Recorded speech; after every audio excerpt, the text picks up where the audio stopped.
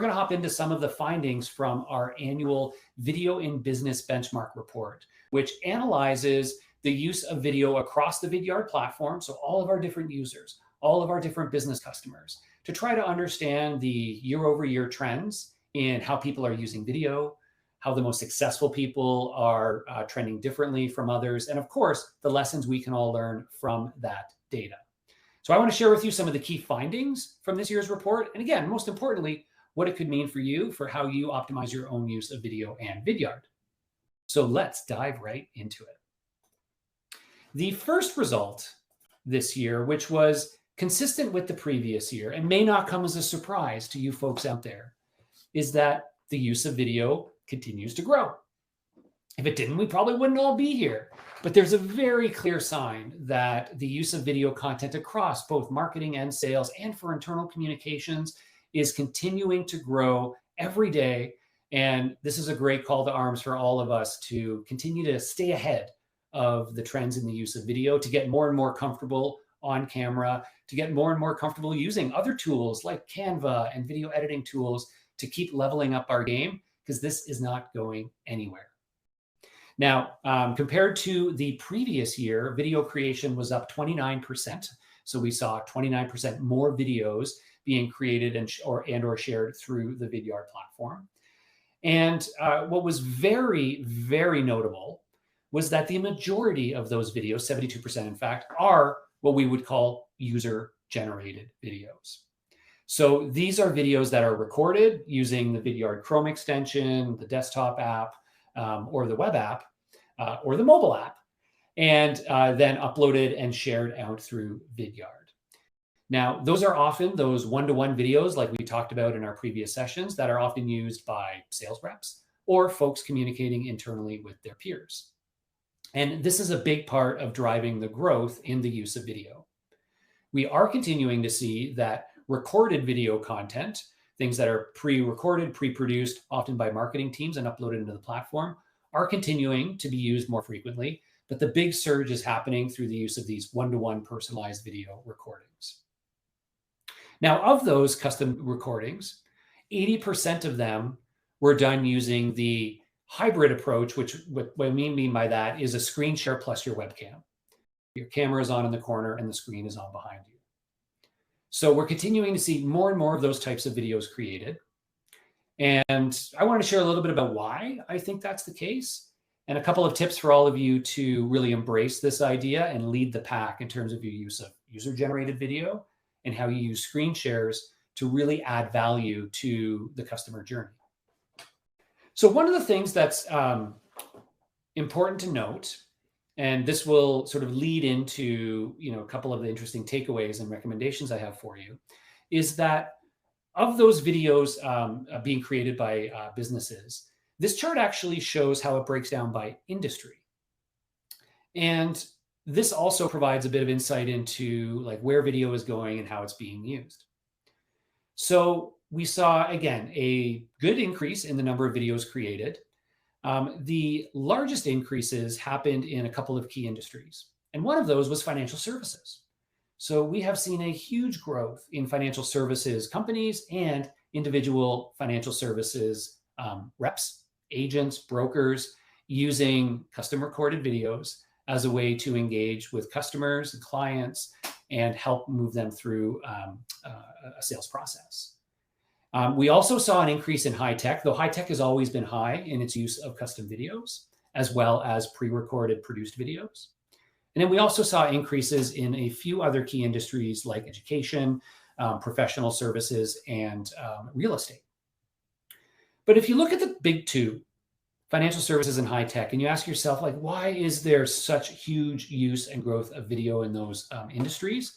My take is that it's all about the need to explain complex ideas and create clarity with prospects and customers. Financial services and high tech are two industries where the product is often not fully intuitive. There's a lot of nuance to what the product offer is, what it does, how it works, how it's priced, why it's priced that way, how it compares to other things. And there's a lot of differentiation in the market.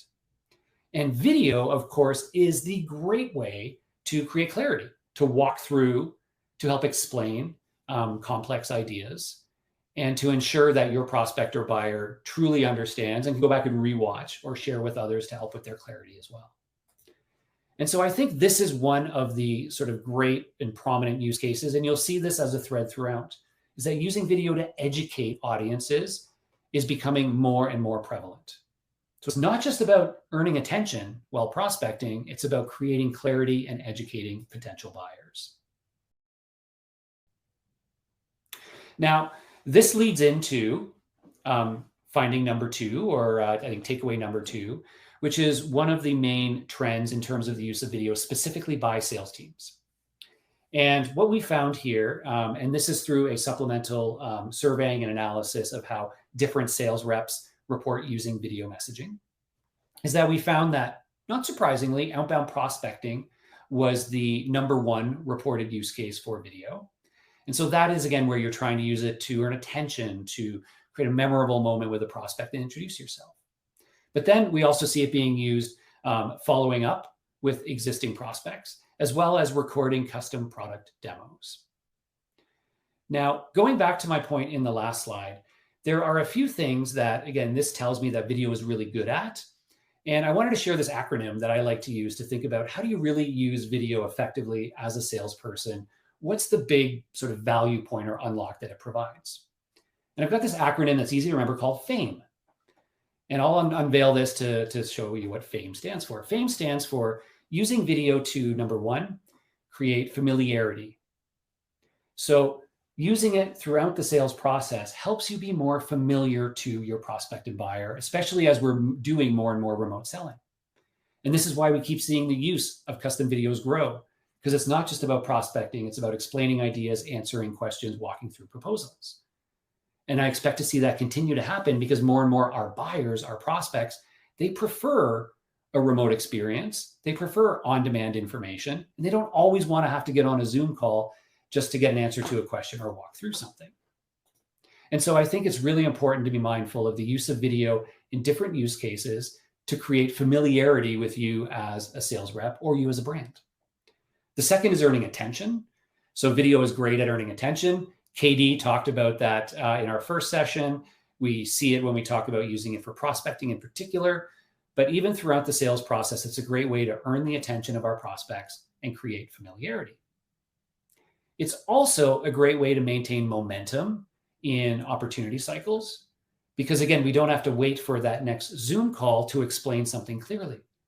When your prospect asks you for more information about X, or is there, can you explain how another client of yours uses your solution?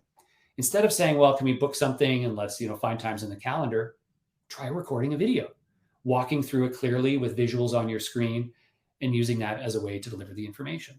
It keeps the momentum going in your deals because you don't have to wait for the live call, but you still get to show and tell.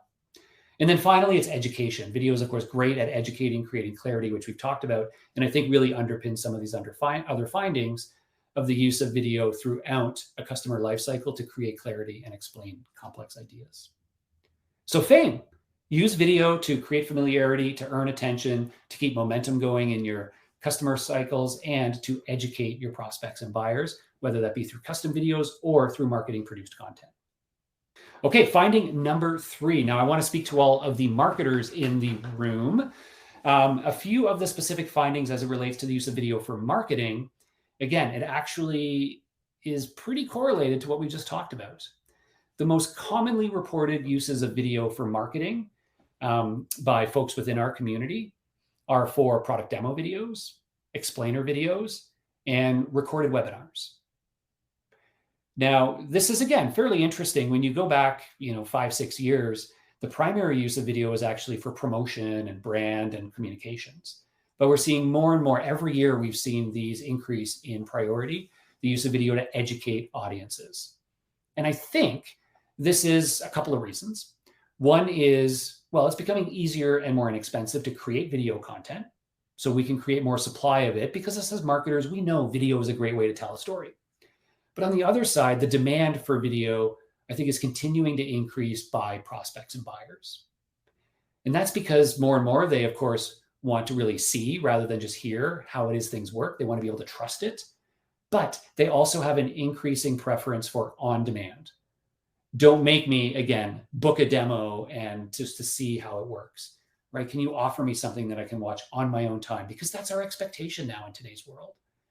And people may be in different time zones, buying teams may be all over the world. And so the ability to have things on demand that can be shared and watched on their own time is continuing to become more and more important.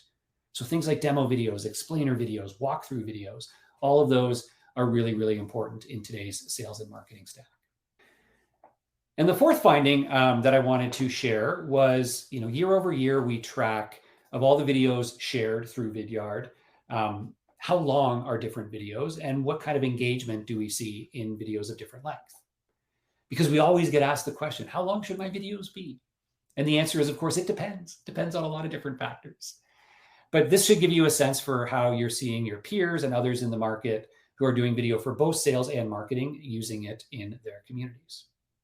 We found that the majority of videos are less than 1 minute. 5 years ago, that wasn't the case. The majority of videos were actually over 10 minutes. But we've seen this shift to shorter form content, more user-generated videos, and more short form social style videos. In total, 60% of the videos are under 2 minutes. But of course, we still see a number of videos that are in the 2 to 4 minutes and 20-minute plus range, things like recorded webinars. But interesting finding from this was also that videos in the 2 to 4 minute length shot really high up this year.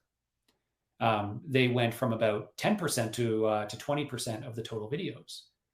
And I think that's because we're continuing to see this increased investment in things like, demo videos, walkthroughs, proposals that take a little bit more time to walk through and are more meant for later stages of the sales cycle.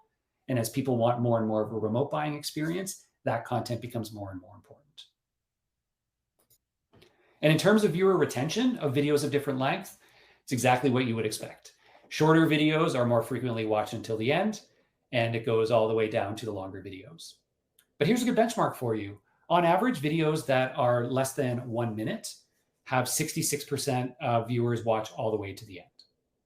So you can look at your own data and compare it to some of these benchmarks to see, hey, for my videos, are we seeing similar engagement rates or better engagement rates than the averages in the Vidyard benchmark report? And that can give you a sign on whether or not your content is resonating, if it's engaging your audience, or if perhaps people are dropping off early or not consuming. Might mean you want to rethink some of your content strategy.